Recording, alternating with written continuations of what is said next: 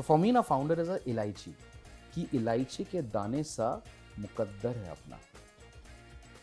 गहराई है सुनो. फाउंडर ये है कि इलायची के दाने सा मुकद्दर है अपना. महक उतनी ही बिखरी पीसे गए जितनी. वाह. So a founder has to go through jagdojahad. A founder has to go to lots of battles. Yeah. What you speak about, baptism by fire. Again, you know, when you come from a poor family, you can't enter like Zayed Khan in a movie because no Karan Johar set or Farah Khan set is available for you, है ना? तुमको खुद बनाना पड़ता है. यार वो तो जाके ज़्यादा तफरी कर रहा है. You would sell it to them. Forget competing. You will make a fool out of them and sell it to them. That's your hustle. Again, you know what happens is in life situations create a mindset. Because college life was great. It created a sense of misplaced overconfidence for me. So I'll be honest, I thought that I'm going to go across and get PPOs, which is pre-placement offers from all the lovely places I did internship for. Because again, I thought that I am God's gift to mankind at and that that point didn't of time. happen. Didn't happen. And in South Bombay, $6,750 lands you in a goddamn chawl. And the problem is that in South Bombay, there are no chawls. My God. So the other day I was speaking somewhere, I said, founder keel hota hai. A lot of people were looking at me, like you're looking at me. So people ask, how is a founder a keel? So I said, बहुत गहराई है, सुनना पड़ेगा इसमें. बोलो बताओ. फिर से इरशाद फरमाओ. इरशाद. कि दा उम्र भर वो कील बोझ उठाता रहा.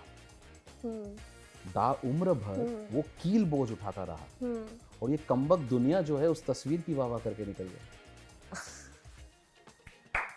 So founder is only behind. No one sees the pain, the joys, the tribulations, the palpitations, the tears, the stress. No one sees that. Nobody. सिर्फ जो दिखता है वो बिकता है. So now your most obvious team is gone.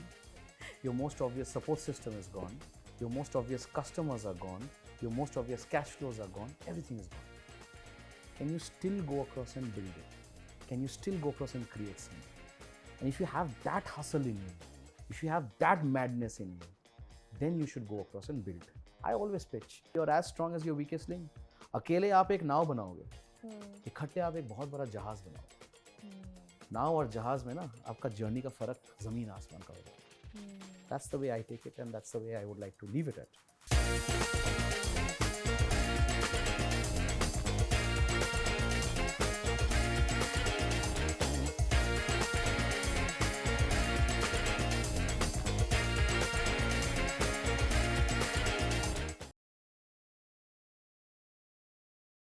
Vinayak, thank you so much for coming here, and I welcome you to my podcast.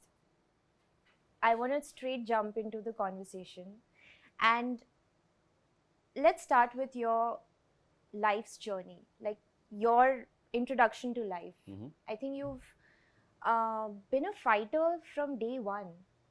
You've spoken about bullying at school, dealing with that, coming out of it with flying colors.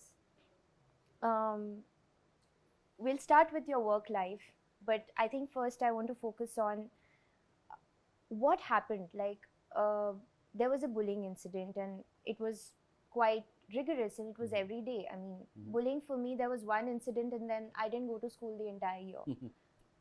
You know, but for you, how did you manage to sort of overcome that? Get through school, go every day, face those people. How was that experience? So thank you, Medha, for having me in your wonderful podcast and, you know, being such a warm host that you are, and also the hot coffee that you've given me. Appreciate it. But see, life has multiple shades, and a lot of times things don't plan up the way they're supposed to, or they don't stack up the way you expect it. But at times, certain things happen that make you realize the value.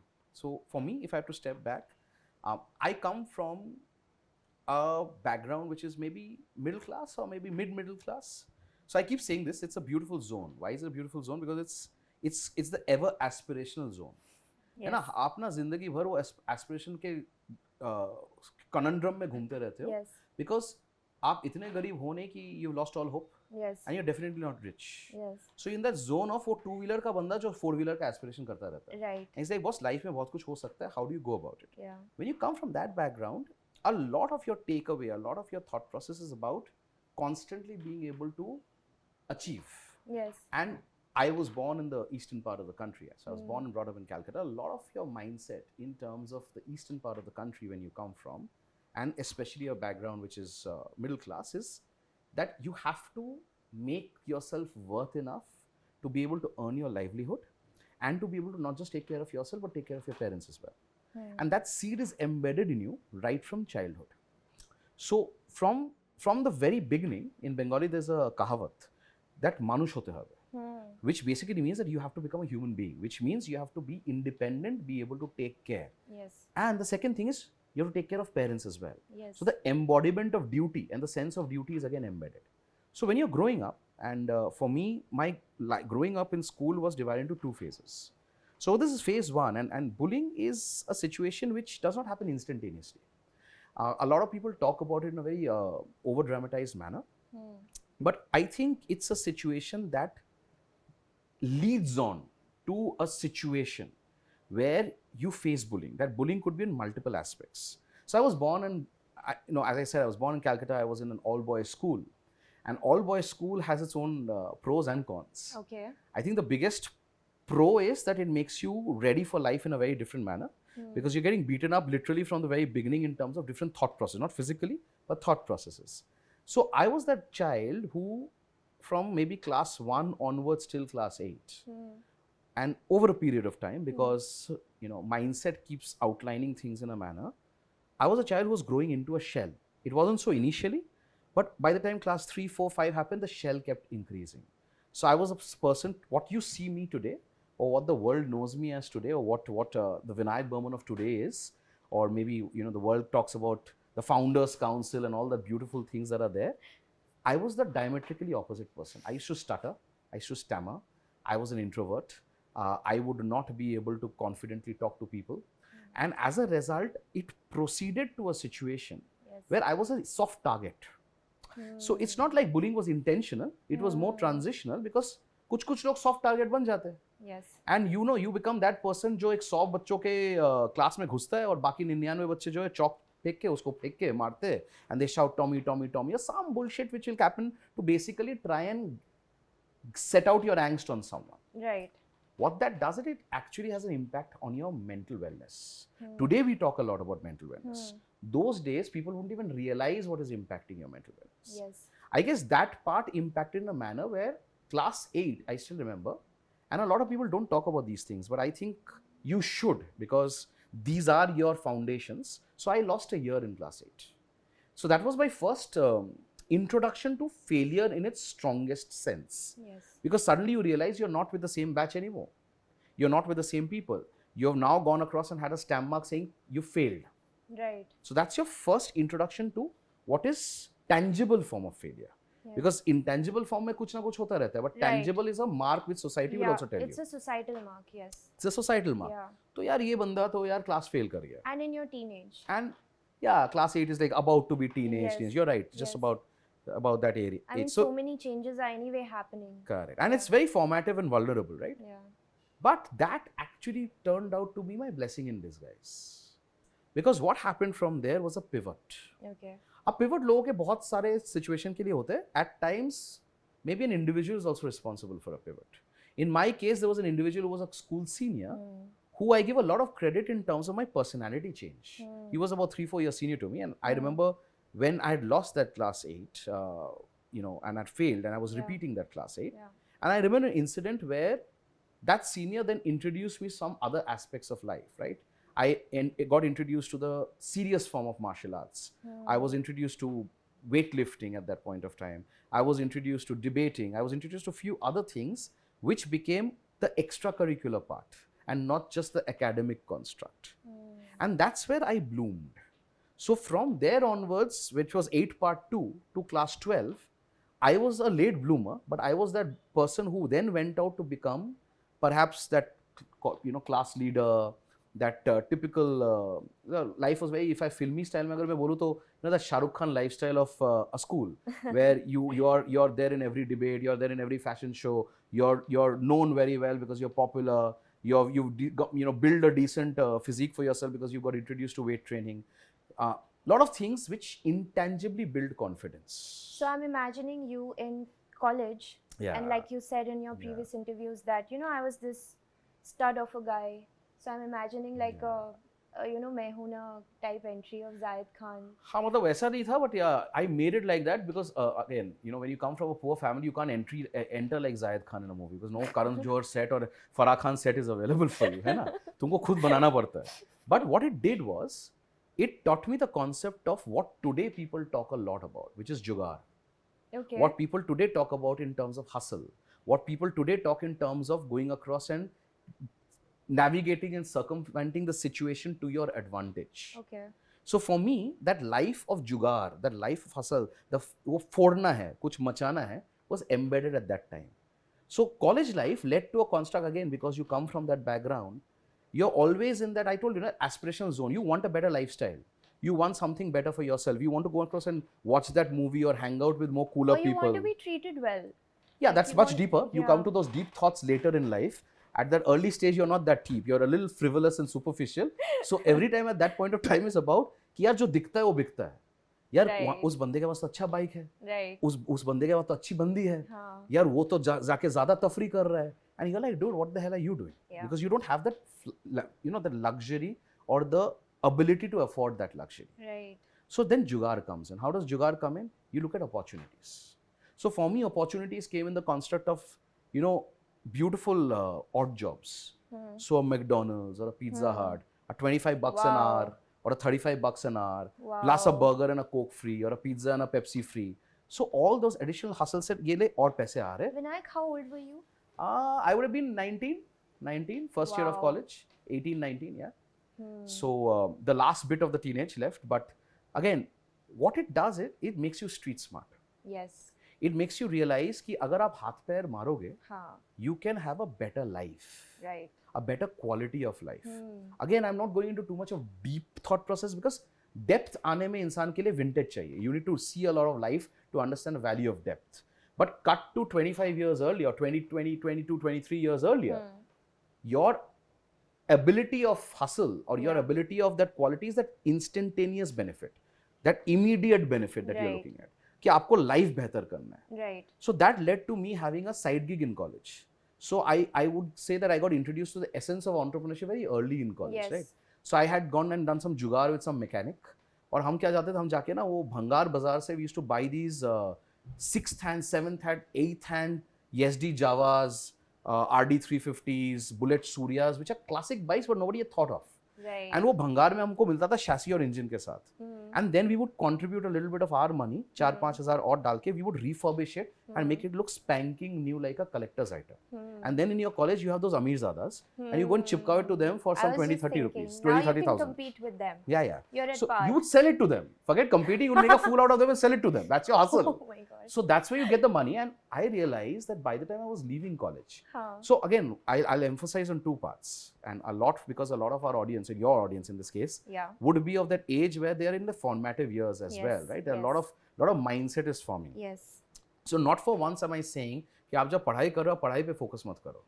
But what I'm saying is that along with that, if you're doing something in the side to improve your life and make it better, that knowledge is equally precious than as academics because in real life, Yeah. that knowledge comes and plays out a very big role. Yeah. So while I was in college, while I did all the internships, all the presentations, all the falana dimkanas there, I did so many of these side jugars that I was earning about 20,000 bucks a month. Wow.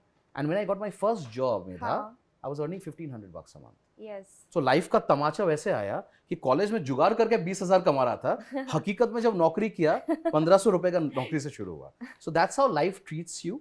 And for me, I think bullying led to me being overtly aggressive in my own perspective Yes. and also being overtly stoic. Okay. And a lot of people underestimate the power of stoicism. Stoicism. And for the benefit of the audience, stoicism I call as the ability to say कि भाई आपके साथ कुछ भी हो, आप एक चेहरा उस हिसाब से बना के रख सकते हो कि इंसान को ना पता चले. Because I believe जिस दिन इंसान को आपका वीकनेस पता चल जाएगा, पॉसिबिलिटी दुनिया का है वो वीकनेस का ही फायदा उठाएंगे आपके against. So stoicism for me is the biggest tool to deal with everything, and that has stayed on with me.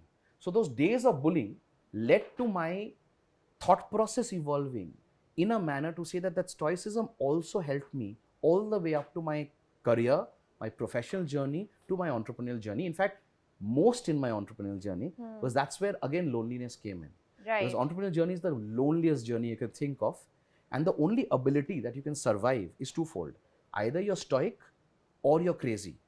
As an entrepreneur, you have to be both. So I have this brother of mine who doesn't exist, but he's in my head. Okay. So I have always spoken to him from childhood till today. A lot of people may think it's damn weird, but I have people personify it, thought process wise कि यार कोई बंदा है, कोई thought है, कोई voice है.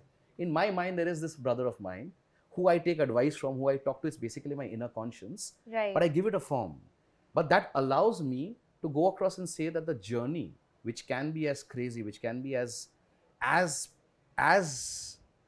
defeatist as you may want it to be, because it breaks you at times, it makes you cry at You've times. spoken a lot about this, and Yeah. I've seen very few founders speak being so vulnerable in Yeah. front of the camera and Yeah. speaking about failure and especially loneliness. I think a lot of people hesitate to speak about it. But you've spoken about this in most of your interviews, most of your all the content that you're making. It's very interesting. So I want to again, like, I want to Yeah. go step by step. Absolutely. So this was school, and then college, and then for the sake of our audience, I want you to explain us what. So you started with litigation. Yeah. So what does that mean in a layman language? Sunny Deol ka तारीख पे तारीख with the 2.5 kilo ka haath. So basically, see, litigation is the form of traditional law, which I started in your city, by the way, in Delhi. I started with an opportunity that I got in a chamber where I started as a chamber practicing lawyer for $1,500 a month. Okay. Because in litigation, that's how you start your career with, right? And $1,500 was also a lot. And I still remember, I used to live in ILI hostel, which was bang opposite the Supreme Court. And 4 of us used to live in Delhi, in your lovely city. There's this beautiful concept of higher you go in these buildings, lower as the rent is directly proportionate. Because higher you go, it's reverse in terms of Bombay, because Bombay has a very different construct, right? But Delhi has this beautiful construct because these buildings actually, the moment you go to the highest floor, there's a concept of barsati. And that barsati is basically a room with asbestos sheet. So because there's asbestos sheet and the heat is more, the rent is low. So Yes. I started my life living there. You're But right. litigation is about court. Litigation is about what you see in terms of, so that law has 2 parts, right? Or 2 dimensions. Of course, there's several practice areas, but for the audience, in a very simplified manner, there are 2 verticals of law. One vertical is what you go to the court and, go across and appear in front of a forum, wearing the black coat, wearing the gown, talking in front of the judges, presenting the case of the client, which is traditional litigation, which is at the end of the day, when there is a dispute, you will have to land up in court. But then there is another practice, which in a broader sense is the corporate practice, which I call boardroom lawyering, which is pre the dispute. Because for you to reach to a dispute also, you have to have something good happening. Absolutely. And the good has to turn to bad for it to be a dispute. Right. That good time lawyering is called the corporate law and the corporate practice, because it's far wider and far deeper. But my career, I started with the bad time lawyering, which is the dispute section, which is what is litigation is about. I did that for a couple of years. But I then realized that litigation, 2 things happen. There is a very large gestation period.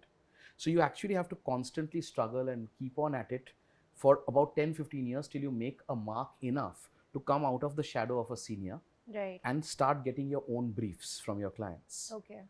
For me, again, I did not have the luxury of time because of the background that I came for. So I had to expedite earning. I had to Okay. expedite the ability to earn more. Okay. And therefore, for me, the ability was that, can I now switch off to boardroom lawyering and try and look at an opportunity? And that's where I made the move of moving to corporate law. And I started with a firm in a place called Kapashera, again in your beautiful Delhi, but it's in the middle of Delhi and Gurgaon. Yes. So the rich people stay in this random place called Kapashera, which is built with farmhouses. Yes. And each of them at an average have 5 acre of houses. Yes. Again, I say this with a lot of emphasis because I come from Mumbai, where in your size of a bathroom, we fit 1 BHKs. So from our perspective, those acres are crazy. But of course, my experience of corporate law started with a firm in that area, which is Gurgaon Kapashila. Yes, and you've spoken very openly and in a very vulnerable manner again about how you traveled, and so he used to travel with sometimes his the people traveling with him were these animals like goats and cows. So how did you save yourself from being shit on? And how did you motivate yourself? I mean, I wanted to ask this question even for the bullying incident. What do you tell yourself every day? So see, bullying incident over a point of time was more about taking revenge on the situation by making yourself stronger. So that was actually far easier, because vindictive expression there is in direct proportion of how you change your personality. Right. And it doesn't change overnight, but a lot of external factors help, right? When you're moving into martial arts, when you're moving into weightlifting, building your physique, suddenly you see changes happening in front of you. Those changes at that level, because you're still young, is more about physical changes immediately, which impacts your confidence, and therefore the inner change comes in. That's far easier to motivate, because the tangibility is very easy. You can measure it. Okay, so you had this experience in Delhi, which is not like a Delhi experience. I think it's like a very non-Delhi experience, sitting with cows and goats. No, that wasn't Delhi, that was Gurgaon. I'll tell you why I was saying that, because early 2000 Gurgaon was truly a gaon. It's not the fancy Gurgaon that you see today. Yes. In fact, those days we saw the shipbuilding coming up with a famous shipbuilding that you have in front of us. MGF Mall got built up in front of us.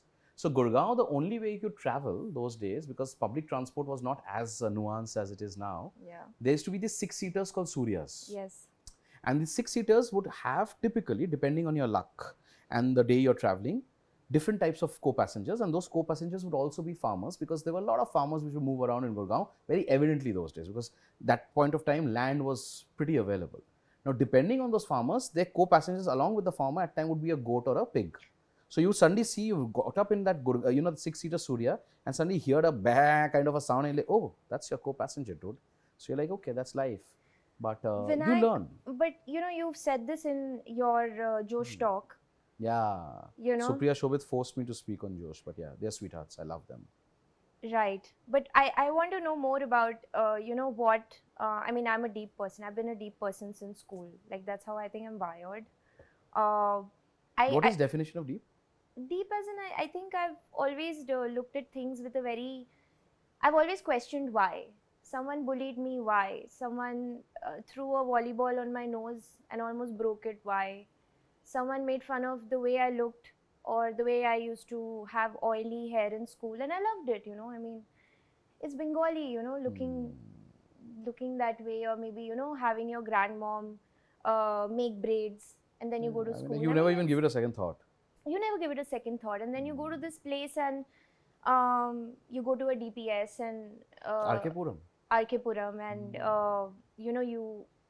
I mean, you're this normal person, and you do what you speak your mind, which is how we're all most of us are lucky enough to be brought up that way. And suddenly you're like, you can't exist like this. You can't be yourself. You have to do something very different. And I used to wonder when I was locked up in the washrooms that what did I do wrong? Why were you the target? Like, why am I the target? And then I started studying all these cool people, and I said, you know what? Perceived as cool. Perceived as cool.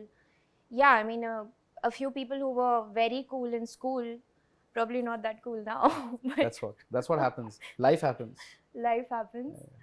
But at that time, in that moment, I feel they are the ones who, you look up to. Unfortunately, they become the ones you are inspired by. The baggy. I would not use deep words of inspiration. I would say that they are perhaps the ones that you would get slightly mesmerized by, because that's the only option available in front of you. You've not seen anything better. And as life happens, you realize how frivolous and how superficial those aspects are. I know several such uber cool people who are very uncool now. I know. I know several such toppers who had a certain amount of chip in the shoulder because of their marks and grades, and I don't know what they're doing now. Yes. So yeah, life happens, and I think life is the biggest equalizer.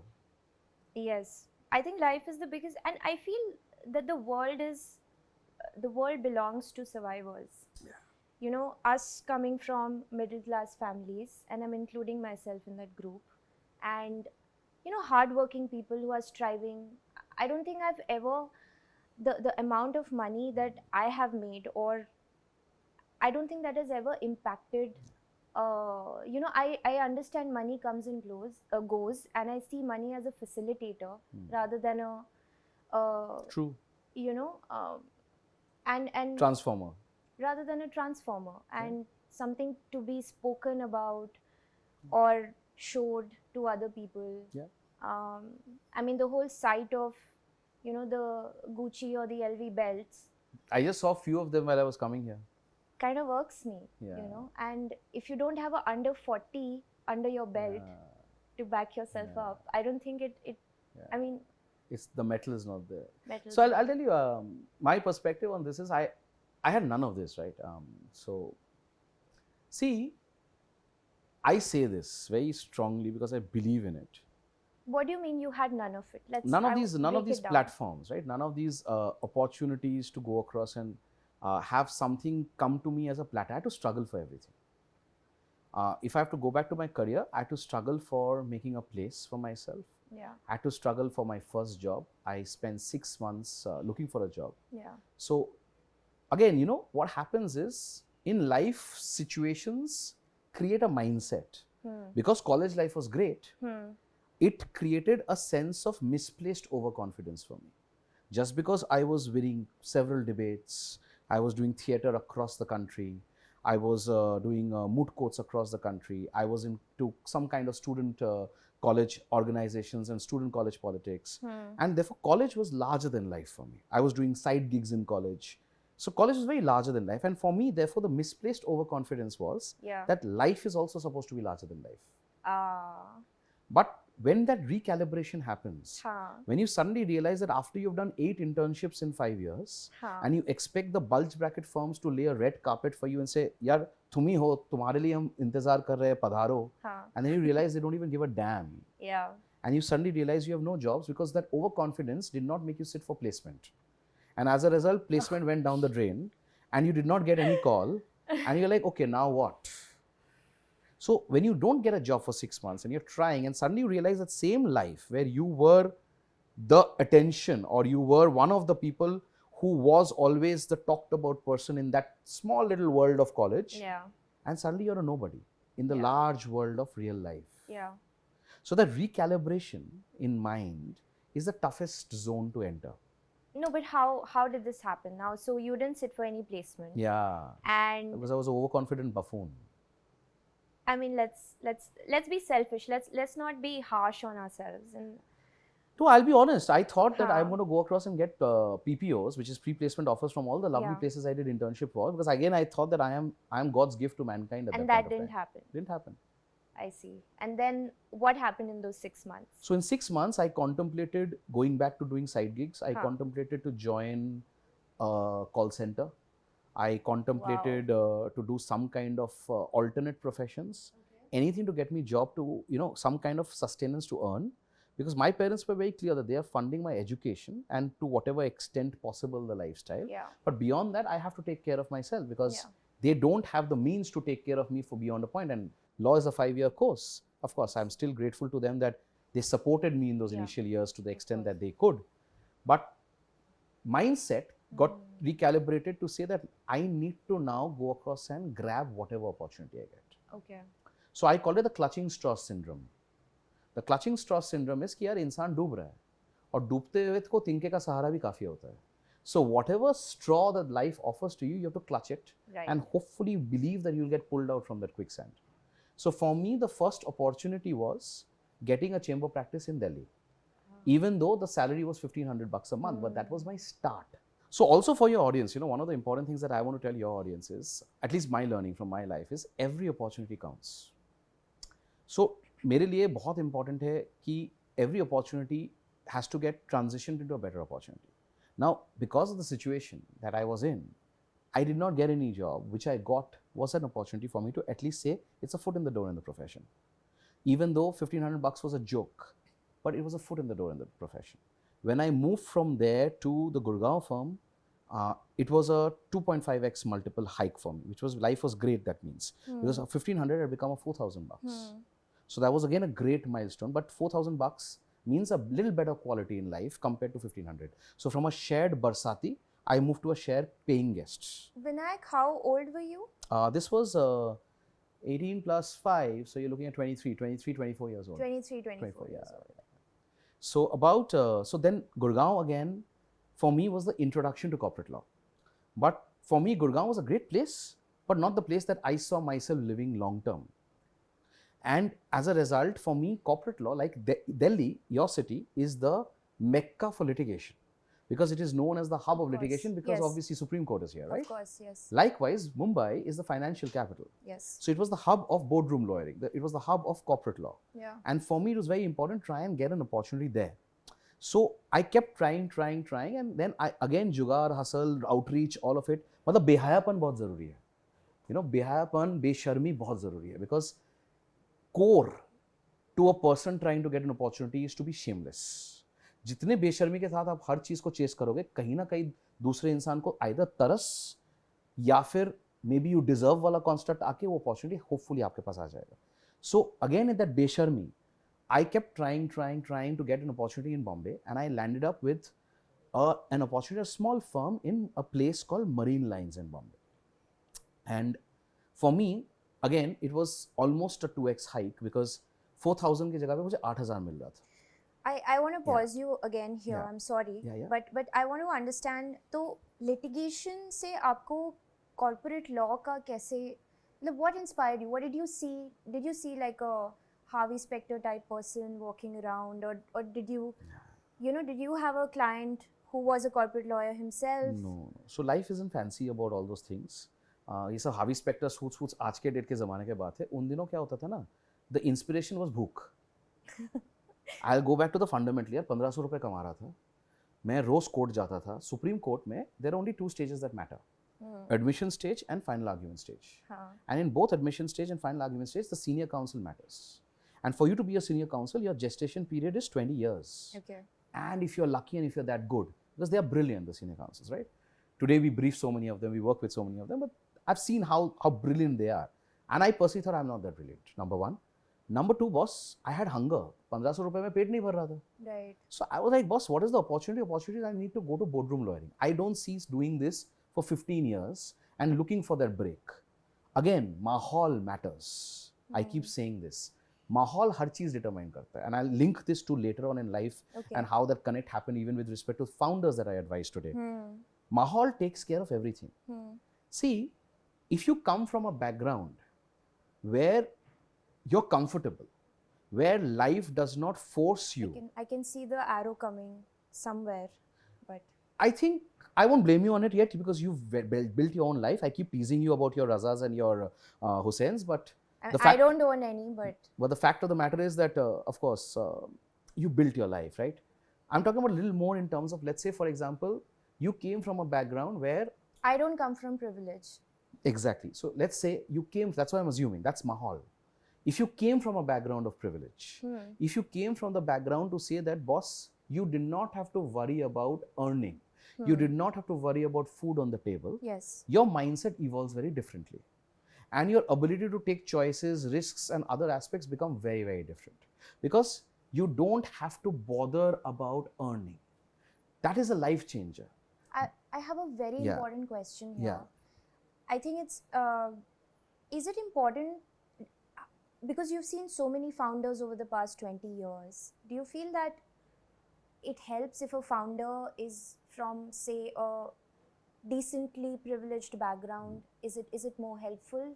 Beautiful question. Beautiful question. Again, I'll answer this in terms of the journey of that individual's life.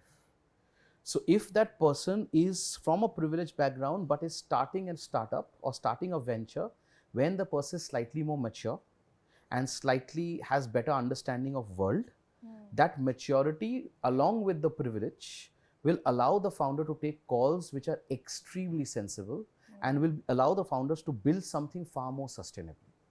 As against if the founder is jumping into a entrepreneurial journey barely out of college or barely out of grad school, even though you're privileged, you will make mistakes, and the privilege might act as a hubris and therefore a lead sinker to not make you realize that from those mistakes you have to evolve. So privilege, again, in founder journey is directly proportional to the stage of the life when the founder is wanting to become a founder. So I'll dwell with this a lot more, or in a larger context when we talk about that. But to address, for me, I believe, जो आपने बोला, what was my inspiration? My inspiration was hunger. So no fanciness about suits, no fanciness about Harvey Specter. Today, of course, a lot of my dear clients call me their Harvey Specter, and I keep teasing the shit out of them that they don't pay me like Harvey Specter. But that's my relationship. That's my relationship with them, and I love them. They're very dear friends of mine. But and Neha actually coined this term. Neha of Fraternity coined this term, where she was the first person to go across and say this. And I took that as a great hook to keep teasing her. And then there was a whole bunch of folks like Ahana and various others. But coming back to, again, what inspired me, I had to earn more. I had to have a better life. I wanted to understand more of corporate law because I started liking corporate law. I started liking boardroom lawyering. I thought this is somewhere where I can perhaps add more value. And I thought Bombay is going to be the place. So Mumbai is going to be the place for me. Vinayak, I love this. Yeah. You know why? Why? Because you're not selling a starboy image of a founder. You're being very honest about it, that yes, I wanted to make more money. So I wanted to dive into this field. Absolutely. Which would pay my bills. यार अगर आप survive नहीं कर पाओगे, आप करोगे क्या? हाँ, सपने और ख्वाहिशों का अगर आप actually, if you look at the tenacity, जायजपन, वो जायजपन is directly dependent on the fact कि आपके पास एबिलिटी या ताकत है सपने देखने के लिए कि नहीं. बट जब आप भूख से मर रहे हो, आप सपने नहीं देखते हो. उस टाइम आप हकीकत के साथ डील करते हो कि यार उस टाइम के लिए भूख मिटाना है.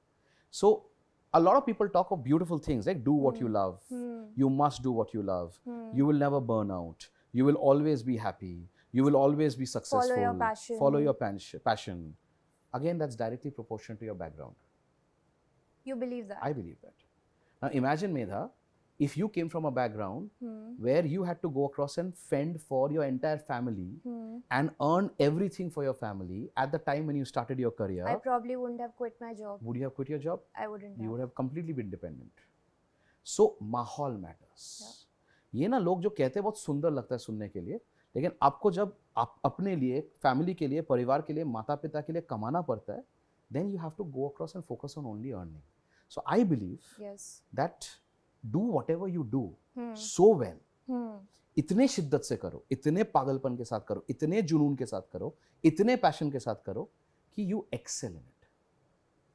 And when you excel in it, when you become so goddamn good in it, you create a comfort zone around you. And that comfort zone is of monetary comfort zone, that comfort zone is of opportunity comfort zone, situational comfort zone. You have people around you, you have a team around Network. you have a lot of things happening on autopilot. Yeah. So all the time that you're pushing in life transitions to a pull because of your excellence. Because things become autopilot, you can take out time for what you love, your passion project or other aspects. Because now this is sorted, home is sorted, bills are sorted, kitchen is sorted. Yes.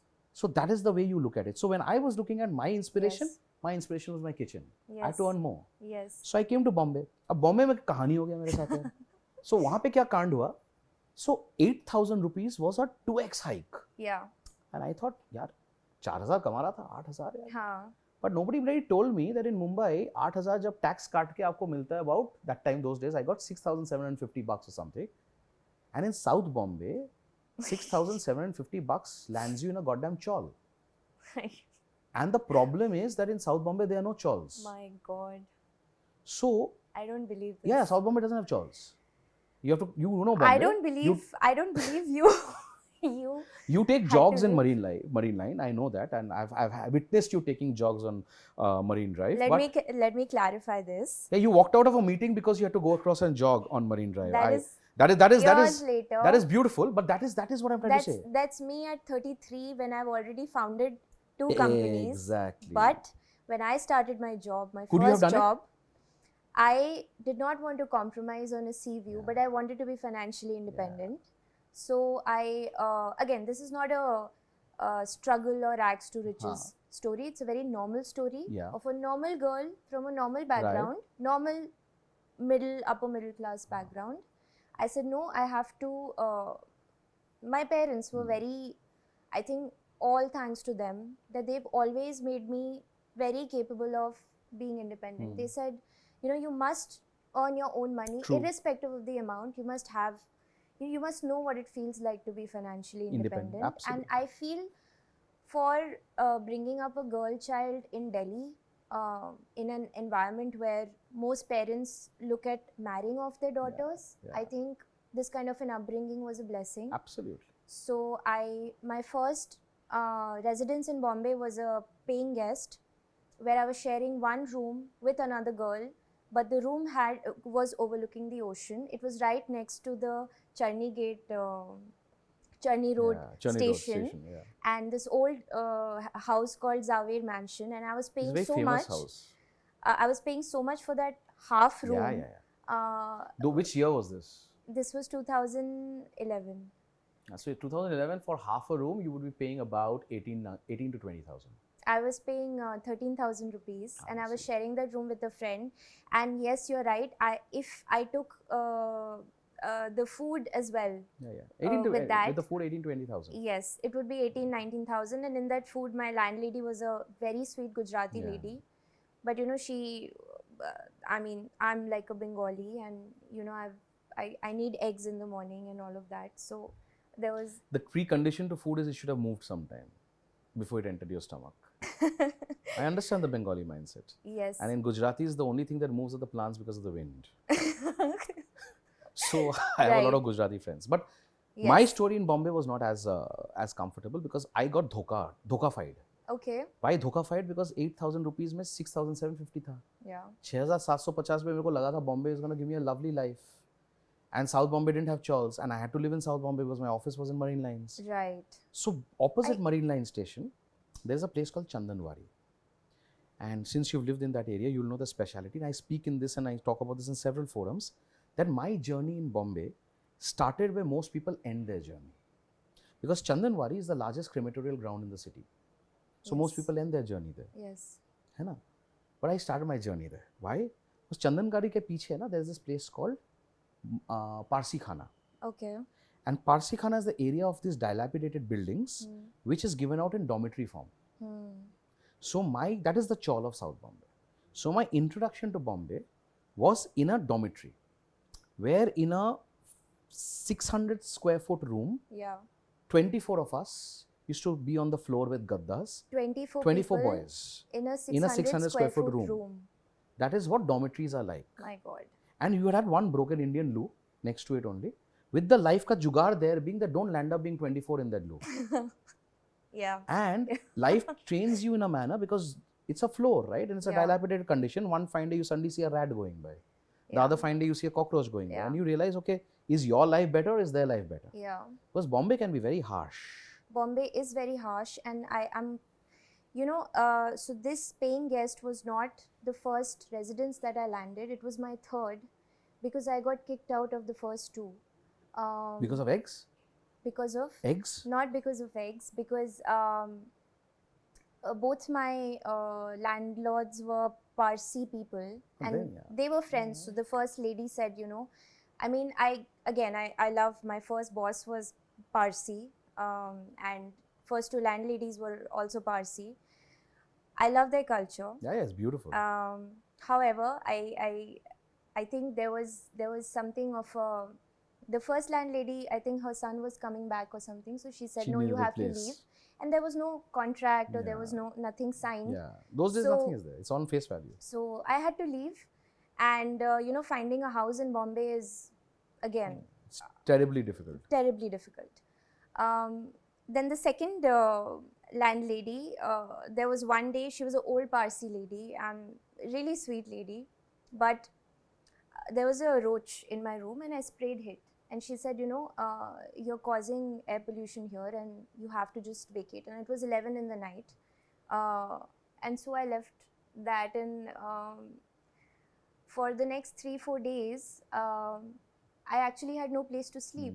And I never told now my parents know. But I never told them about it. You know, it was Bombay is harsh as a Yeah. city, but I would definitely say if somebody threw me out on the street in Delhi, I don't think I would survive. True. I think because it was Bombay You will and because survive. it was South Bombay, Yeah. I was safe. Yeah. Um, And you perhaps even have friends to come over and say that यार तू आजा रह जा 2 दिन कोई फर्क नहीं पड़ता. so here's what happened. I think I was the only person who got placed in that French bank, and I had a fancy of, you know, working. So I had interned with that bank, and then they gave me a pre-placement offer. So I really worked my ass off. I just wanted to work and do something meaningful. Yeah. I think that's the reason I left my job later. But yes, Bombay is definitely, I might not have a rags to riches, but yes, there have been things like when I got offered the job, my job was in research, business development. Yeah. But most of my classmates who stood first and second, like the guys, they were like, oh, you got the job because you look a certain way. I'm sure they hired you for sales. You know, so it was always as if like I'm proving myself over and over again. Presumptions and assumptions are the mother of all screw-ups. Unfortunately, it's there irrespective of the geography. Yeah. But yeah, so see, Mumbai na, for me is my Karam Bhumi. So I am like now more Maharashtrian than Bengali, to be very honest. And I'm a firm believer. Bombay has given me everything. Bombay has given me everything for me, and to continue my journey from living in a dormitory in Chandanwari to cracking the largest law firm at that point of time. How did that happen? I'm Again, very curious. you know, constantly approaching, appealing, besharmi. I told you, behayapan is hustle. very important, right? So you have to keep mailing, keep connecting. So I used to keep doing that. Luckily, I think the organization saw some potential. Organization saw some chance. Of course. Yes. But again, I didn't come from any hallowed institutions. I didn't come from any Ivy League equivalent. In our fraternity, Ivy League equivalents are the national colleges. Yes. Those days it was, you know, the NLS of Bangalore, Yeah. or NUJS of Calcutta, Yeah. or any of those national colleges Yeah. that are there.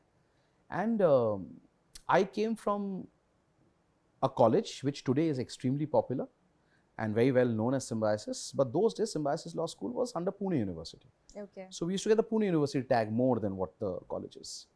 And therefore, I was the third non-national college person in that firm when I had joined in. My God. And I joined where my initial 4 years was discounted. So I joined as a fresher. I Yeah. joined at 50% lower than what they would offer a national college student had they hired the national college student. Yeah. But even at 50% discount, Yeah. I was making 5 times of what I was making in my earlier firm. So it was a no-brainer from a math perspective again. Right. To give full credit to that organization Yeah. and to the, you know, the leader of that organization that For in those that- of you who don't know, he's talking about Amarchand Mangaldas. yeah. It was the consolidated Amarchand Mangaldas. And to give full credit to, you know, those days I had two bosses. I had the late Mr. Shashikant Bhojani and Sril Shroff. Okay. And I have tremendous respect for both of them because a lot of my DNA came from that organization. And Your first job. first serious job. Serious job. First serious job, Yeah. first serious Yeah. opportunity, first serious ability to build something, create something.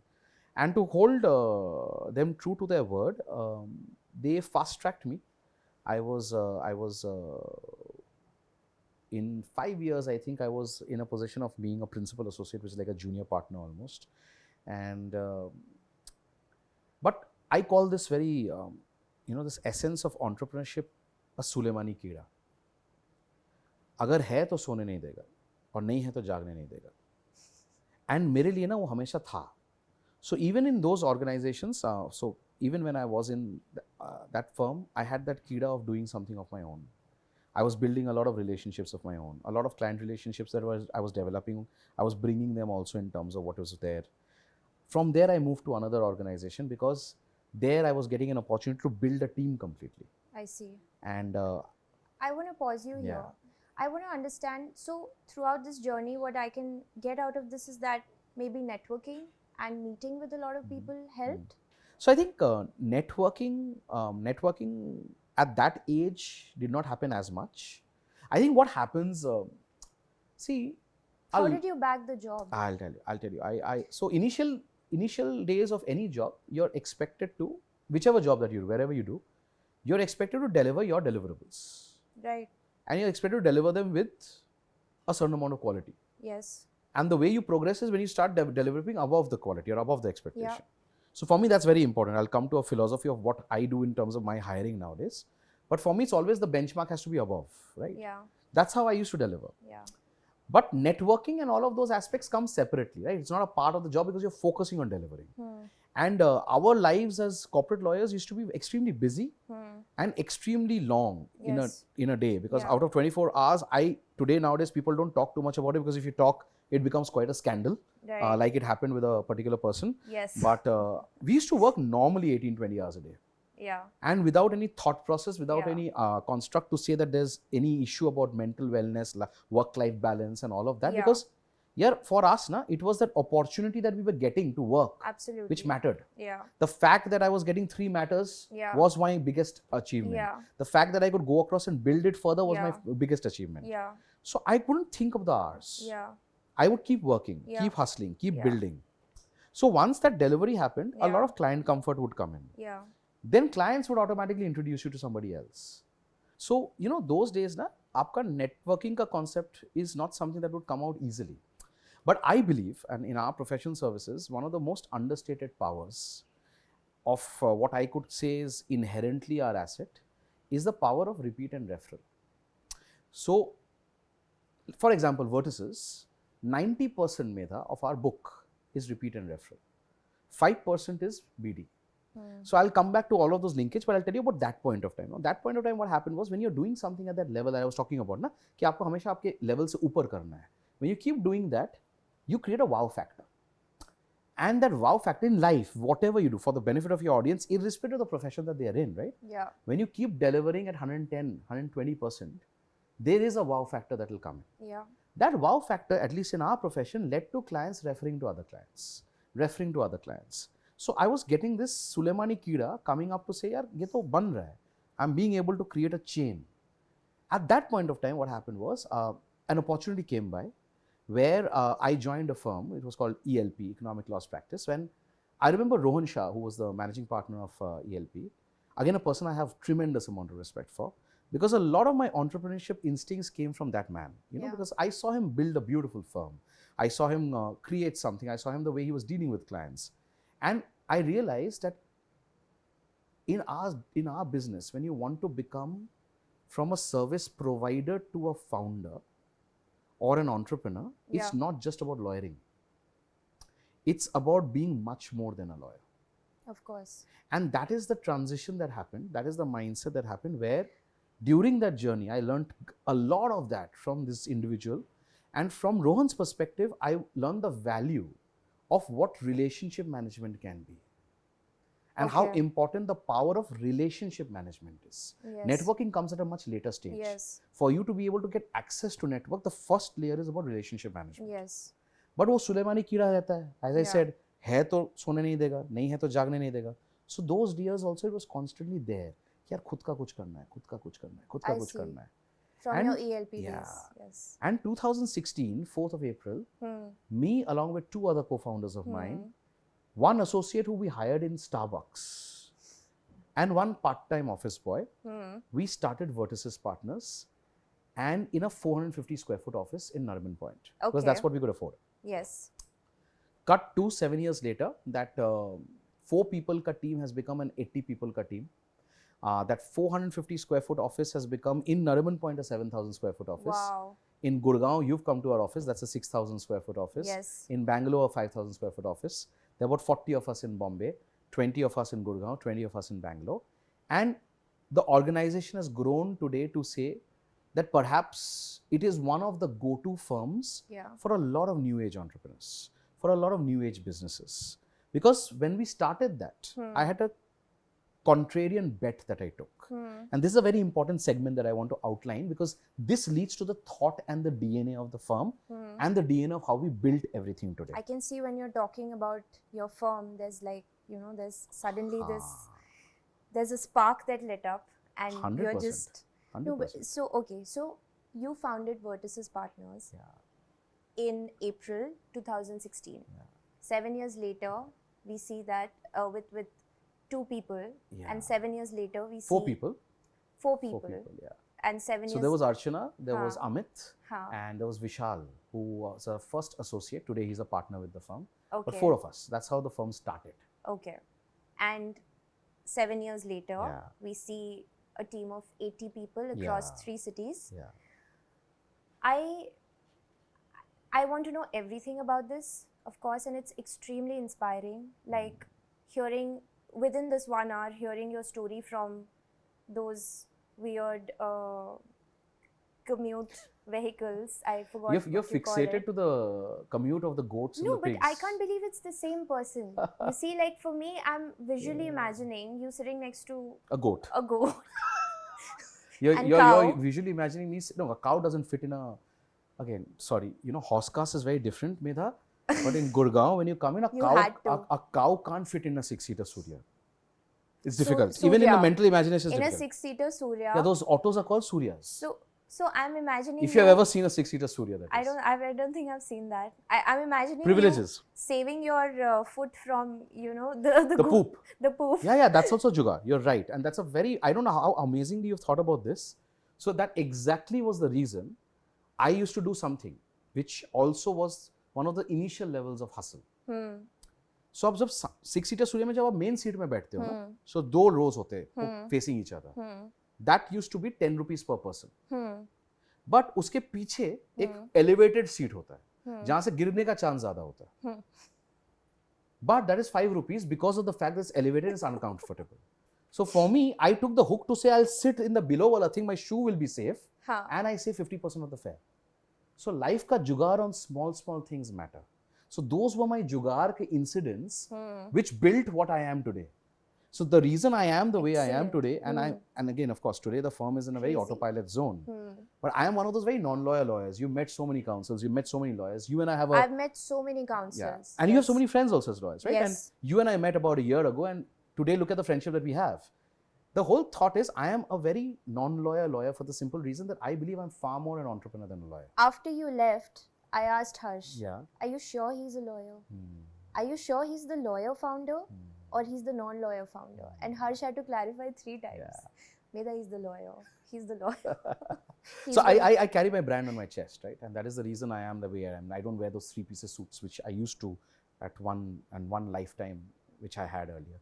So when I started Vertices, see, I took 2 contrarian bets, right? And I came from bulge bracket background. Yeah. Now bulge bracket mein na, I realized one thing. And you've come from bulge bracket background. You worked with bulge brackets, so you'll resonate a lot with it. Bulge bracket is very nepotistic to bulge bracket. So a bulge bracket service provider typically will work with a bulge bracket customer or a client, for the simple reason that affordability and relatability is very common. So typically a large bank, a large investment bank, a large big 4 type will easily work with the largest industrialists in the house, be the Tatas and the Adanis and the Ambanis, because again bulge bracket resonates with bulge bracket. But there is a huge segment in India which was there, which was called the mid-market. Right.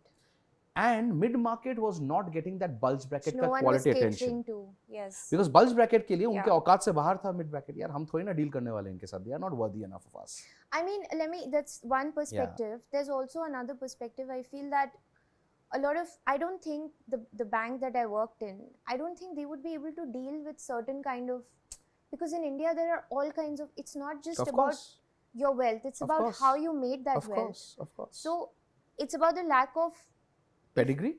Lack of expertise, you know. It's like lack of expertise from the bank's perspective to deal with From the bank's that. perspective because there are so many processes, there's so many. So it's not that the bank could be only wants to deal with, because BNP in 2001 tried to get into retail. Yeah, it did. But it failed miserably. And this is the reason, Yeah. because in India, things are done very differently. And expectations very different. Yes. So for me, the contrarian bet was that there is this mid-market sitting. Yes. And it's an underserved mid-market. Perhaps the mid-market has the ability to pay like a bulge bracket or a little lesser than a bulge bracket, but definitely has the ability to pay good fees. And as volume. And does volume. There's a huge volume.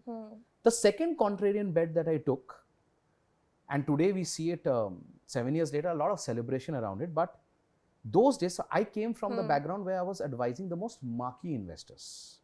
You know, the largest growth capital funds, the largest investors, the pension funds, because when you come from a bulge bracket background, those are your typical clients. Right. So you're exposed to a very different world. Right. So you're always on the side of the person cutting the check. So life is very easy because when you're in the side of the power, yes. equilibrium is very different in terms of a negotiation. There's a foundation already set. There's a foundation already set.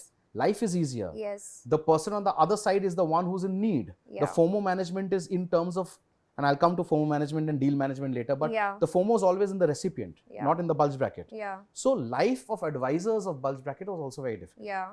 So for me, that differentiation I realized to say that there is a whole bunch of these crazy ass mavericks called founders who no one is giving a damn about. Of course, yeah. Because those days, think from a service provider's perspective.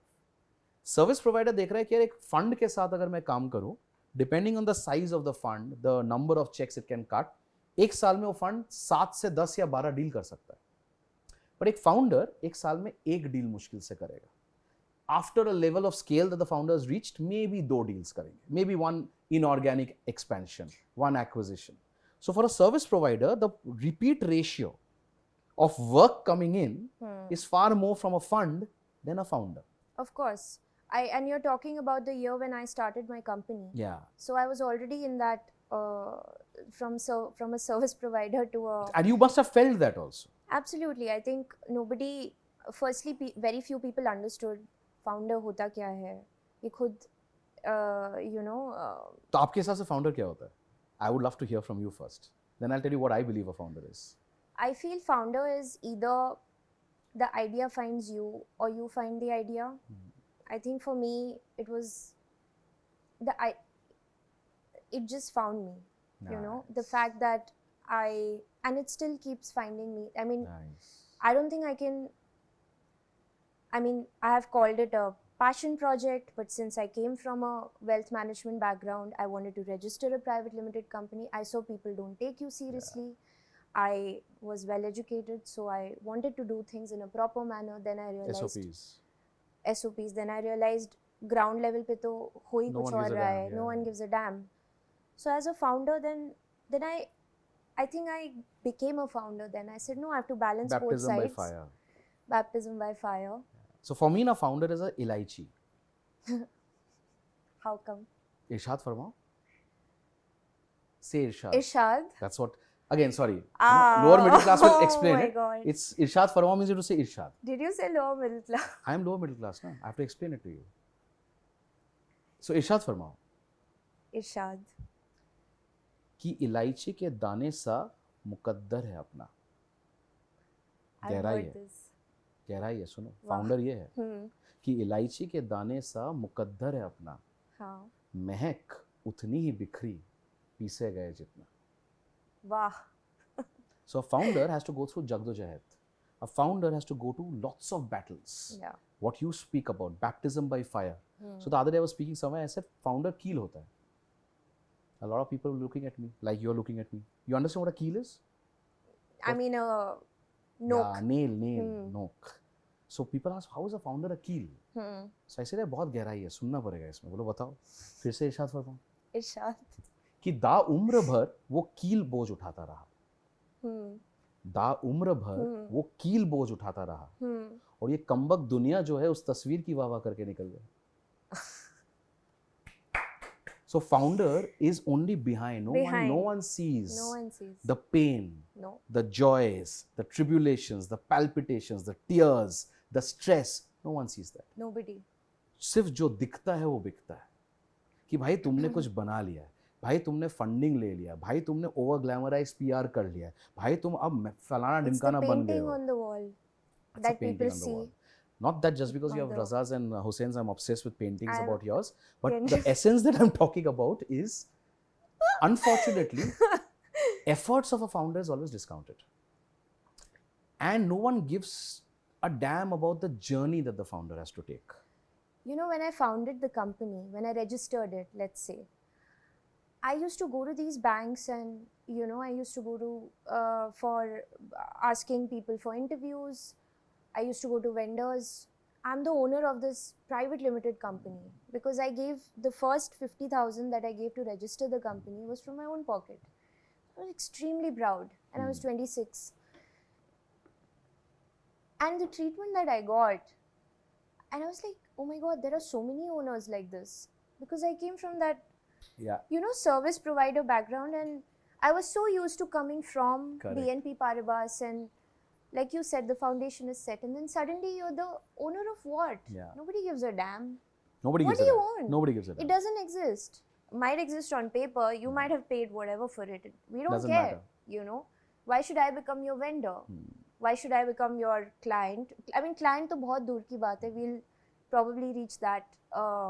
Why should I give you? No, who are you? And in my head, you know, I had registered a company and I had arrived, and probably something, you know, like I think something like your story, you know, when you graduated and you were thrown into Yeah. the real world. I feel True. Very different. finding a company was Very that for different. me. So for me, these two contrarian bets worked. So I created a firm with the philosophy to say that we will service mid-market, Okay. and we will perhaps be that firm which vociferously shouts out and says that we are founders first. And that was the brick of foundation that I laid in the firm when Vertices got created. Obviously, we also had quite a few investor clients who were married to us for so long, so we've worked across them. But if you ask me today the firm, from 4 people, when it transitions to 80, it becomes a full service law firm, right? Today we do everything. But our core DNA is still private equity and venture capital. Our core DNA is still founders. Our core DNA is working with startups. Our core DNA is working with new age businesses. So, again, Yeah. for the sake of our viewers and Yeah. audience, let's break down private equity, venture. What Yeah. is it that Vertices does? Yes, you're the first law firm that a founder would want to go to, and I can Yeah. feel that vibe. I think Yeah. you yourself are a founder, and you have a fantastic, phenomenal story.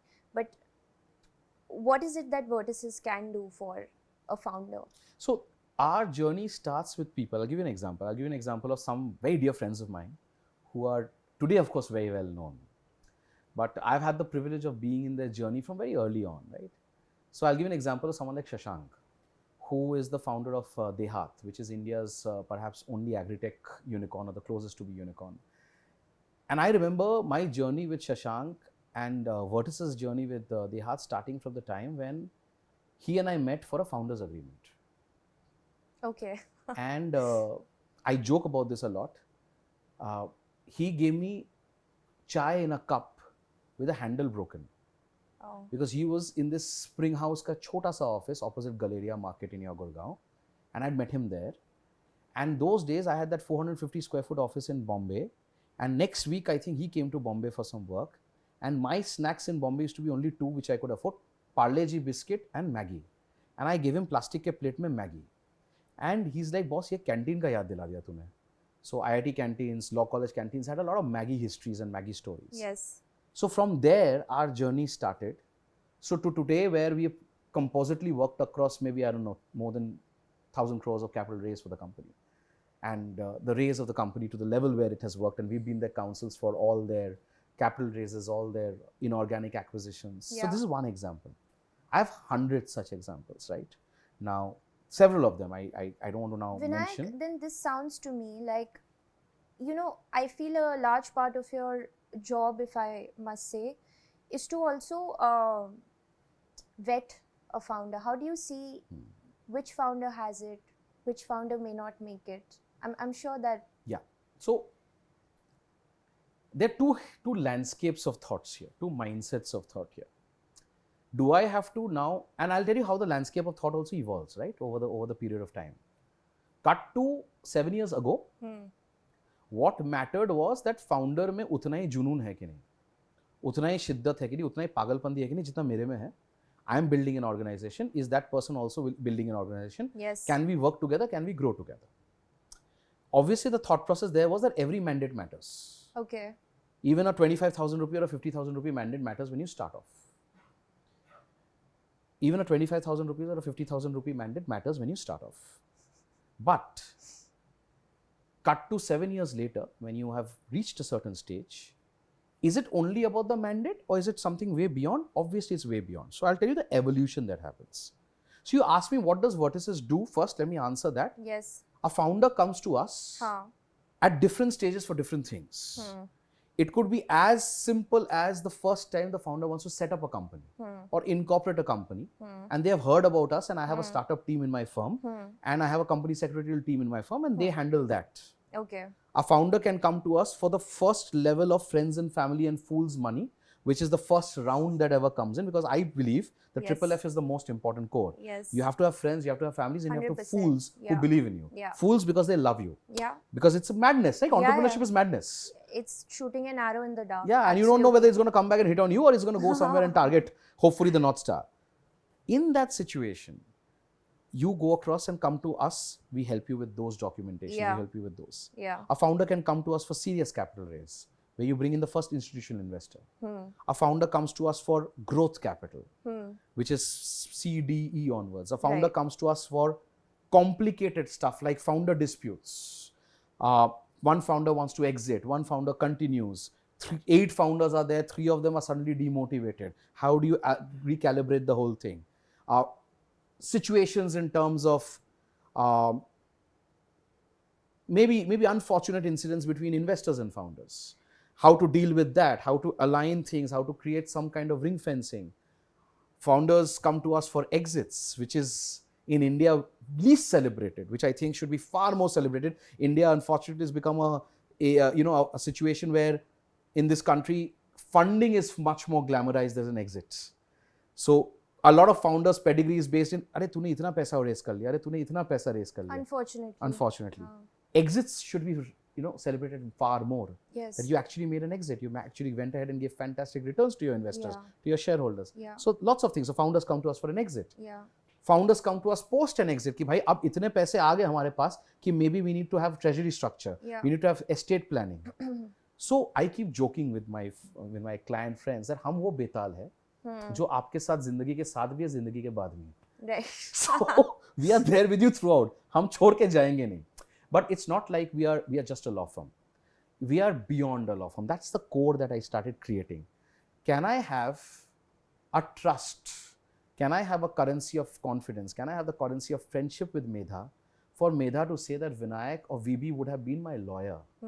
But he's way beyond a lawyer. He's also my friend. He's someone I can call up at 1 a.m. in the morning or 2 in the morning. Even if I'm frustrated, I'm thinking everything is falling down. How do I structure things out? Which is a big part of the founder journey. It's a big part of the founder journey. Think of it from even nothing. We'll talk directly, right? You and me. Why are we doing this today?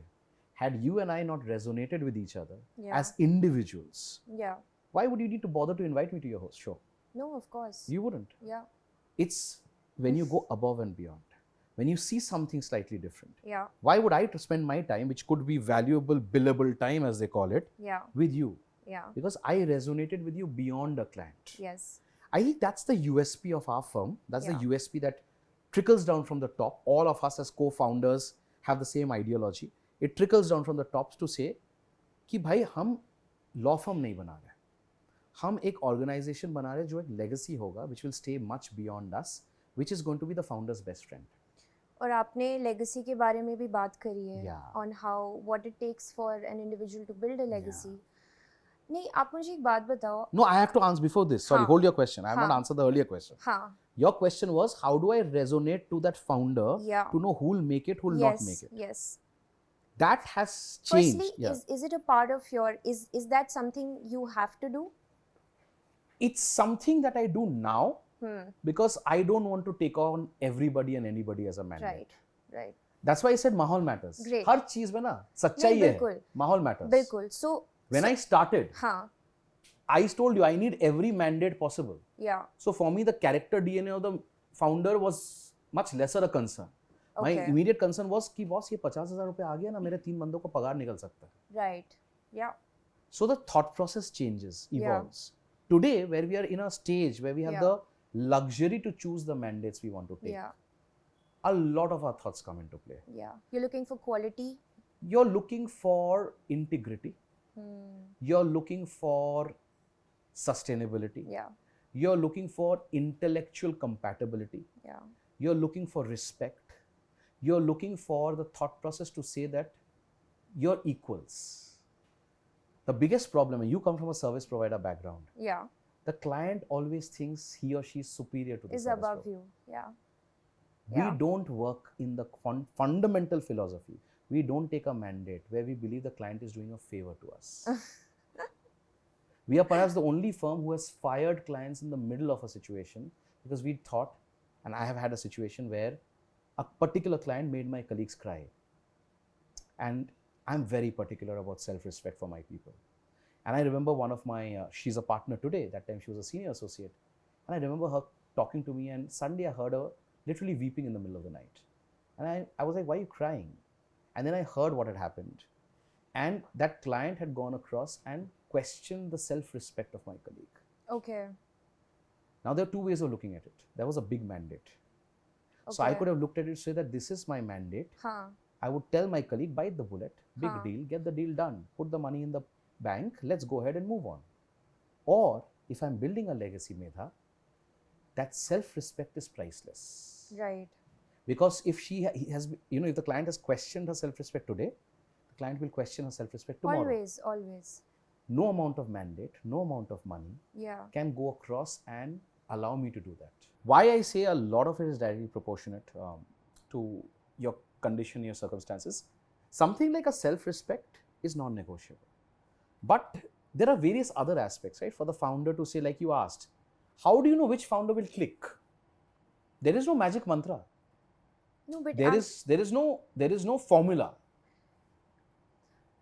For me, for someone who's been in the industry for 20 years, Yeah. and after I read all the feedback of your existing clients, Yeah. your old clients, everybody says you've been a great friend, you've mentored them, Yeah. you've handheld them throughout their journey. You yourself have been a founder. Yeah. So from that experience, I'm hoping to ask that what is it that and I don't want to number it in a way, like I don't want to bullet point something like this, like what do you see to me at a founder, what do you are you going to switch to Bengali also in the meanwhile, and your content is going to be amazing. when I can switch, I'm But I'll tell you, I'm going to answer this a little deeper because you're a deep person. You'll be able to relate far more to it. Not that you self-proclaimed yourself to be deep, but also because in the last I'm 1 year, definitely a very, very in the deep last 1 person. year, I have seen that as well. So, see, let me divide this into two buckets. Yeah. Is there a magic mantra to understand a founder from a client perspective as to who to onboard as a client versus who not to onboard as a client is one lens. And I don't think there's a magic mantra to it. There are more about certain qualities that come into play. How is the person? Is the person relatable? Is the person, is there integrity? Is there humility? Is there empathy? Is there the construct of always working as equals? Like I told you, right? You came from a service provider background as a banker. Clients unfortunately have that superiority complex. We don't work with their mindset. So therefore, if that understanding is very clear, if that equation is very clear, those are the initial ticks in the boxes. But let me take another window, which is far more deeper. And this window is in terms of my experience of dealing with so many founders over so many years.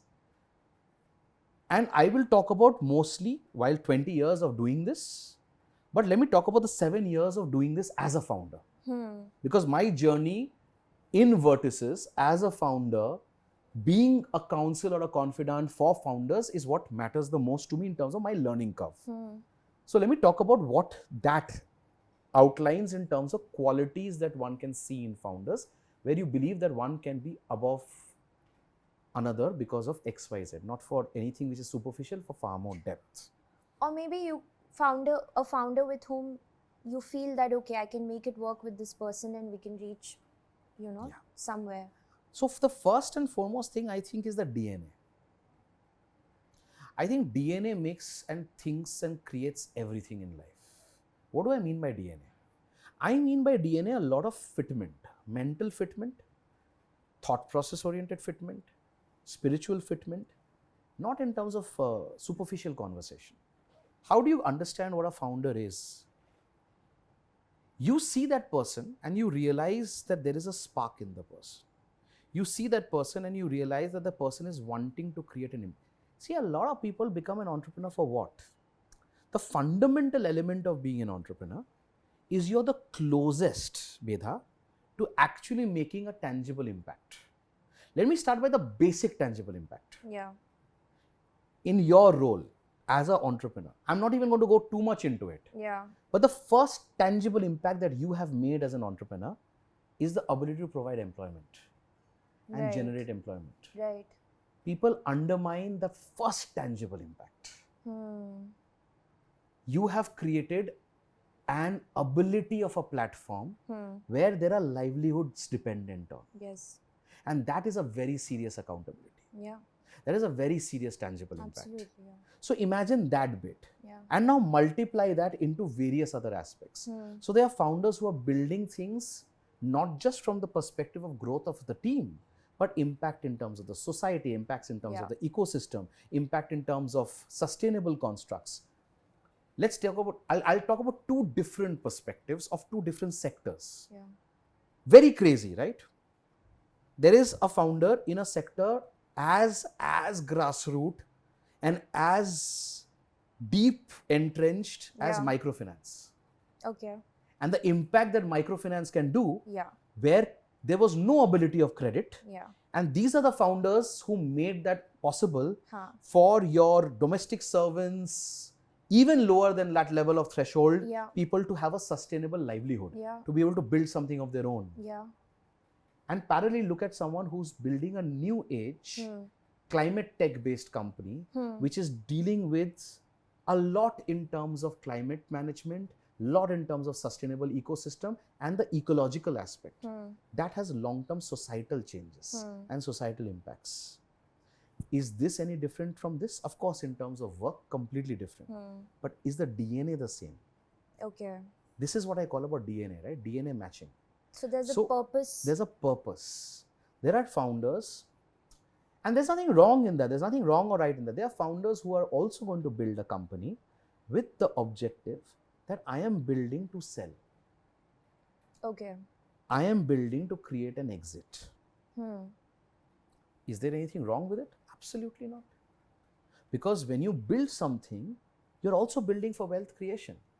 A lot of people want to show the selfless card and want to be holier than thou. Right. And say, यार हम तो सिर्फ impact के लिए कर रहे हैं, हम तो सिर्फ society के लिए कर रहे हैं. Fact of the matter is, when a company is successful, when a founder exists, founder also makes money. Founder has the right to make Of money. course. Yeah. So own that up. Let's discuss that to say that is that also a breath or a breath of freshness to say that here is a vertical of founders who are building for ensuring there's an exit that happens. That is also a part of the ecosystem. And that exit gives faith to so many stakeholders who have invested in those founders and have got a fantastic exit. Much be shorter curve compared to long-term exits for others. But there are different types of founders. Yeah. But all of them have one commonality. Is there a DNA to build something, to create something, to disrupt something, to impact something, and finally to go across and even transfer something, which is what you have built gets transferred to someone who's acquiring it. Yes. So that's your full ecosystem. And in that ecosystem, you will find different types of people. Yeah. So for me, how grounded is the founder? Okay. How empathetic is the founder? Okay. Because I believe once you're an entrepreneur, you turn into, and I say this in a lot of forums, you get lifetime membership to a club called Empathy Club. A lot of things that you took for granted in a job, Yes. you don't take for granted. You don't take for granted. Yeah. ये आपने coffee पिलाया मुझे. हाँ जी. Bilkul. you can't take it for granted because we are paying for that. You're paying for that coffee to Absolutely. come. Every little thing. Yes. That water that comes, Yeah. you're paying for that. And a founder knows कि आप individual bottle खरीदोगे versus एक case pack खरीदोगे तो हर bottle में 25 पैसे का फर्क आता है. There's a balance sheet going on at the back of your head all the Always. time for every little thing. Absolutely. 90 GSM और 100 GSM में एक visiting card में ₹1 का फर्क आता है. That is Now true. those things a founder knows. Yes. When you're in a job, you'll never know.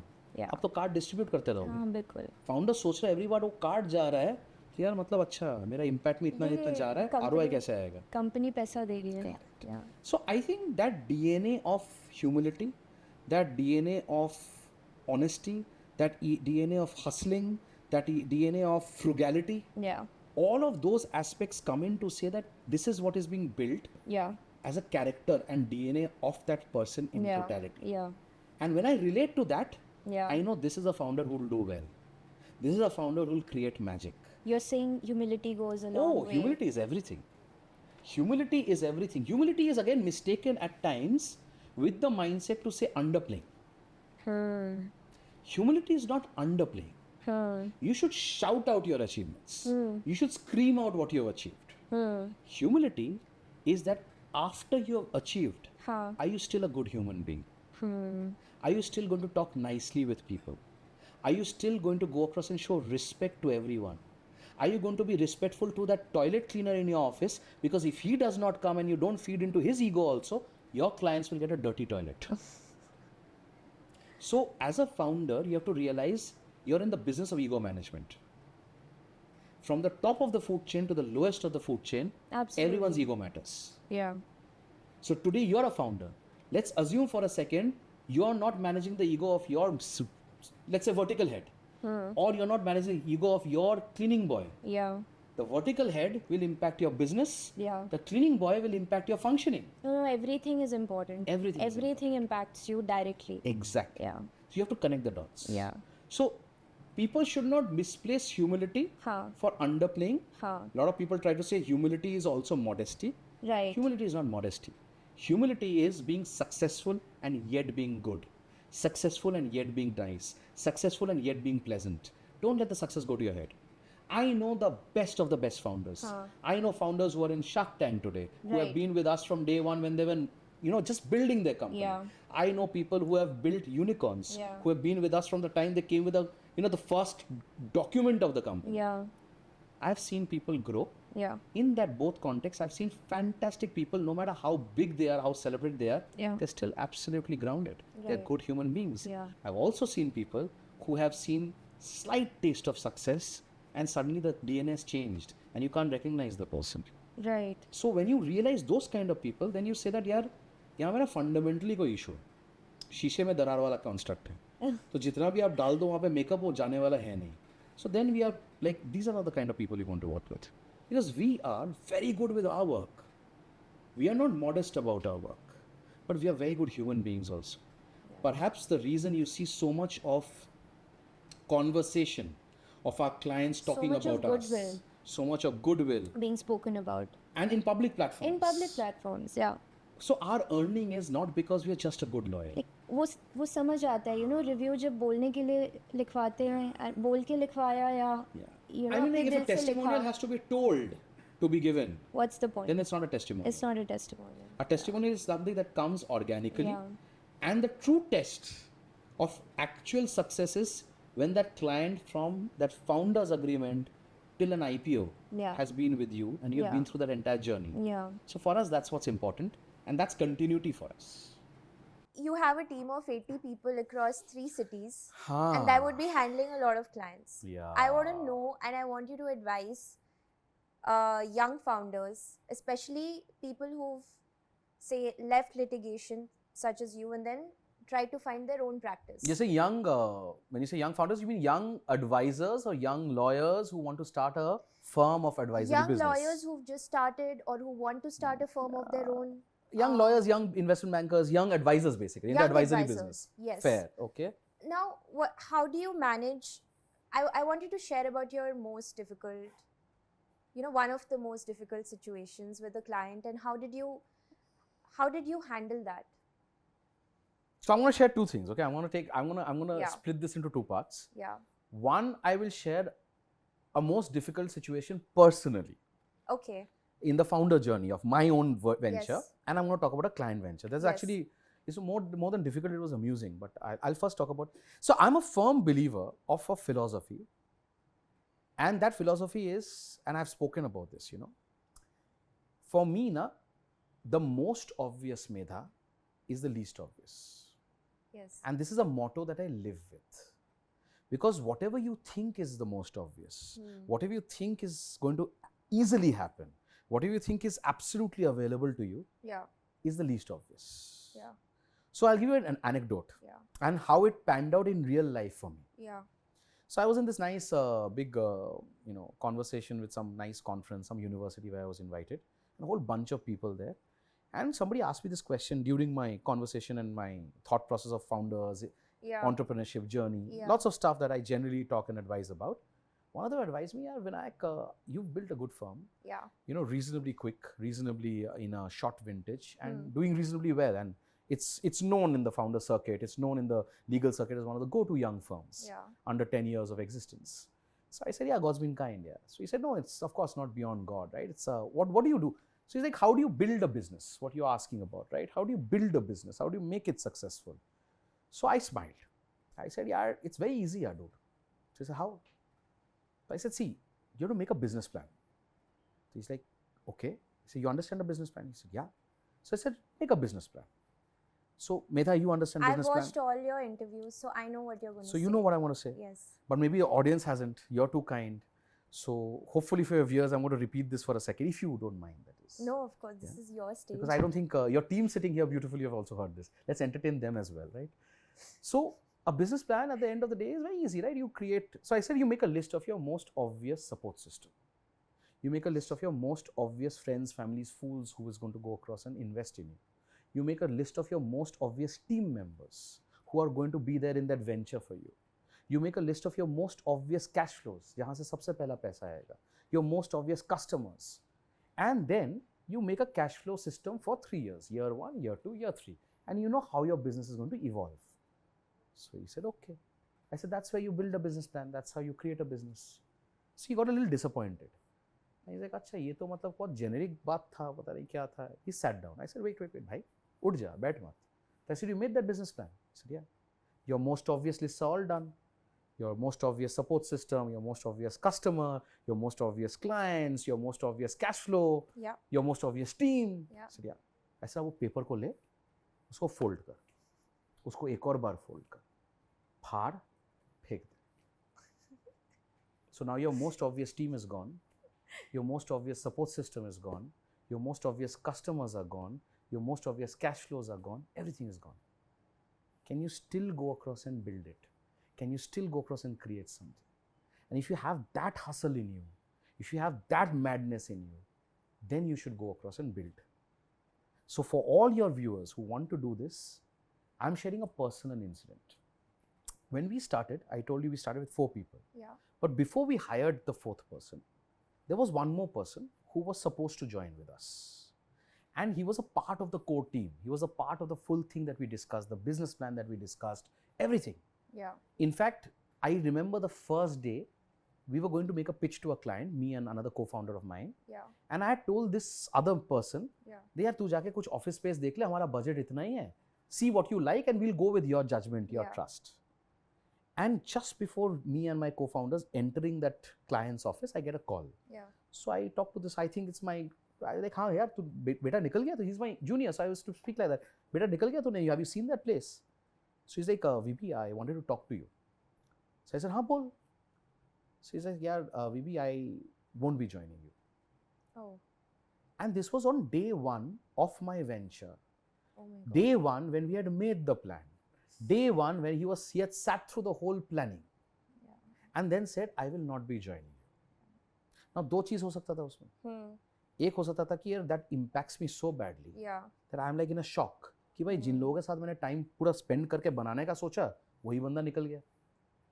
Or my reaction was, and my co-founder still talks about it, and he speaks and he says internally when we decided, he was amazed because his remembrance of my reaction was, okay, I'm like, are you sure? I said, yeah. He said, I'm sure. He said, okay, all the best. I kept the phone and I walked into the client. I won that mandate and came back. My God. But for me, it was about continuity, never looking Right. back. So I want to link these two things to address your question for your viewers, that if you want to build something, Yeah. and especially in the professional services sector, it is one of the toughest sectors to build it. Because हमारे पास कोई माल नहीं है. Yeah. We are not selling products. Yeah. We are the product. Yeah. Our time is the product. Yeah. We are not a B2B business जहाँ पे यार service automatically implement हो गया, API हो गया. Yeah. या consumer business नहीं है कि यार आप बिक्री कर रहे हो. Yeah. When you're sleeping, you're not earning money. Yeah. Our money is when we are awake, when we are working. Yeah. So it is extremely tough. But if you have that madness in you to say, irrespective of anything, you're still going to go across and build. Irrespective of anything, you're still going to go across and create. And more importantly, if you're always going to focus on the wow factor. And I'm saying this as my trade secret. Typically, you're not supposed to give out your trade secret, but I love giving back. My podcast, which I am also doing, is for the purpose of giving back a lot. Yes. Yes. So for me to give back to the audience, and especially if there are people who are planning to build a business advisory entrepreneurial venture, focus on the wow factor. Focus on the whats, the ifs and the whys, because your client is your asset. Your relationship is your asset. Your network is your asset. And the only way you'll succeed is where there is constant repeat and constant referral. So you have to focus on that, and you have to focus on extreme mental strength, because all the people that you think are obvious around you will suddenly disappear. Right. Are you mentally still strong enough Yeah. to say it doesn't matter? It's another battle. I'll live another day. I'll fight that battle because I have to win the war. Right. So that's my advice. That's how you should build. That's how you should create. And Godspeed to everyone who's trying to do this. And full power. I hope India sees more and more entrepreneurs in all circuits. I hope India sees more and more entrepreneurs even in the professional services circuit, because I think the Indian market is huge now, and there is appetite, there is ability, there is space for anyone who's doing good work. Founders need a lot of advisors. Founders need good quality advisors. Yes. And founders don't want to rely only on bulge bracket names. Yeah. They need to have people who they can resonate with. Exactly. Example is you and me today. Absolutely. Today we are resonating as friends. We are Absolutely. very dear to each other. You need relatability. You need relatability. Yeah. And I'm proud to say that whenever you need counsel, I know I'm your counsel. So that's the That's a beauty. good pitch. That's the beauty. I always pitch. I'm an entrepreneur, boss. I pitch, I sell at all. People don't understand this, and I want to highlight this. I'm sure you face this as well. You have to sell constantly. Yeah.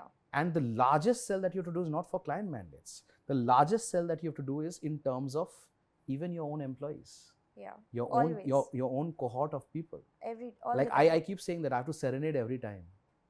Serenade and seduction is the only hack of living across. You have to seduce your employees, because at the end of the day, it's your vision that you're selling. It's your It's your baby. yeah, it's your mission and vision that everyone resonates with. Yeah. And I keep saying this, yaar, कि you're as strong as your weakest link.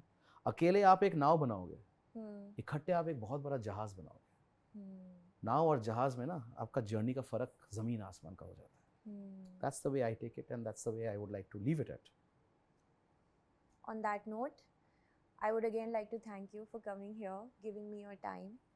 And I would definitely, we're going to do this again Absolutely. after a few months. Yeah.